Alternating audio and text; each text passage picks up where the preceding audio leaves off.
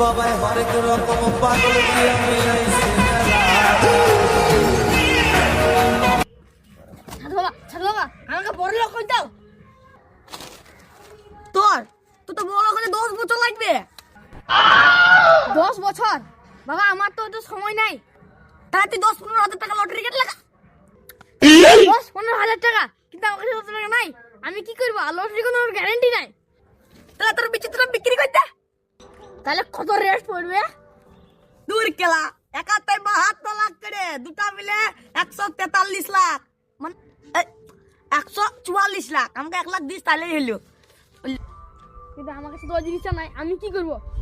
Idea 42 lakh, 1 কোটি। गया चांद कहाँ